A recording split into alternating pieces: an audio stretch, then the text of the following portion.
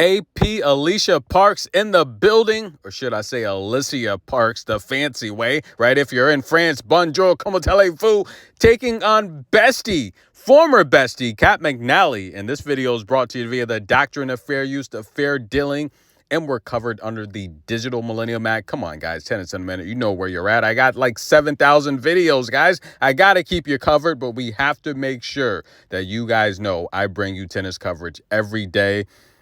There's no one in the tennis business that works harder than me. That's just a fact, guys. I'm the best. Taking on Kat McNally, who is back after only playing 4 matches this year. She's back in Midland. She's 2-3 on the year. She hasn't played since February. She's healthy now, and we all know she's got more variety than a vending machine. She takes out Kung in the first round, who's ranked 144 in straight sets. Kung had a 53-win season, guys. She came through qualifiers, while Alycia Parks took out Glusko in 3, who's ranked 201st. But Alycia Parks, guys, she is putting on a service clinic, blasting some rockets here. Heat-seeking missiles, straight laser beams. Now, Alycia Parks, 25-28 on the season. Last year, she went 22-28. Kind of fizzled out after that championship in Lyons, France, right? Bonjour, comment allez-vous to all my French men and women on the check-in. But can she get another championship here, guys? Taking on Kat McNally. Look, she's got 5 aces, and she is just blasting just first serve bombs, right? She's winning about 70% of her first serves. Kat McNally, for most of the match as well, she's winning about 70% of her first serves. She's got 6 double faults, though, giving a lot of them back. Both of these ladies very familiar with each other's game. If you don't remember, they went to the Czech Republic a couple years ago, won the WTA 500 doubles title.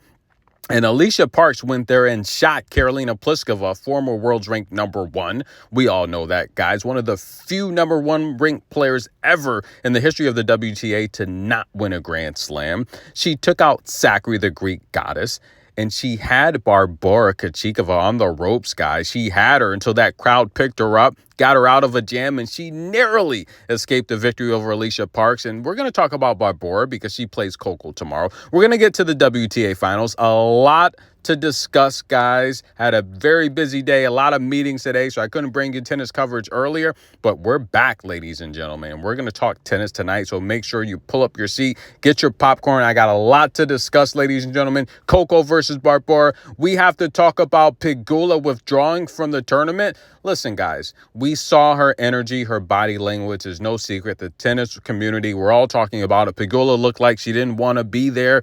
It looked like she just wanted out. And it would be probably a disaster facing Iga with that type of motivation and energy tomorrow. So what happens? That's right, the reserve. Dasha's going to step in. Look, I would have loved to see Danielle step in, but I think Dasha might be the better matchup for Iga because she's always fit. She's always in shape. And the way Iga looks, Dasha might just beat her. And look, if Dasha wins, we're going to have like a very interesting way to resolve this because we're going to go to service games. One, it's going to get a little messy. But listen, ladies and gentlemen, if Barbora, look, I don't think we're going to see a situation like Sabalenka, Rybakina. Look, Rybakina had great numerology. We knew she was going to win the match. Sabalenka, look, she's going 3 when you know you're locked in for a semifinal spot. She's not going to risk injury or fatigue, right? It's smart. Her goal is to win a title there. Could we see the same thing tomorrow? I don't think so. Coco's the type of player where she fights and fights. She never gives up. Coco goes out there to win. And that's the difference between Coco and a lot of these players. And I'm going to tell you right now, ladies and gentlemen, if Coco's in a 3-set battle, a 2 tight, deep set battle, she's going to give her all and win. This is why Coco can have 19 double faults and you can barely beat her. 21 double faults and you can barely beat her. And this is why Alycia Parks is so big right now. She takes the first set 6-1 blowout fashion, but Kat McNally, who has more variety than a vending machine, she's starting to come back, use her short ball. She's mixing up with drop shots, and she's getting Alycia Parks on the move. However, guys, if we go 3, it's going to be a roller coaster ride. So get your popcorn. I'm going to bring you more tennis coverage tonight. Who you got? AP or Kat McNally? I'll keep you covered and let you know who wins a match. Right now, it looks like we're headed 3 unless Alycia Parks can get the break. But Kat McNally's a little frustrated with the chair umpire. I don't know, some of these calls tonight. I'll see you guys in a few.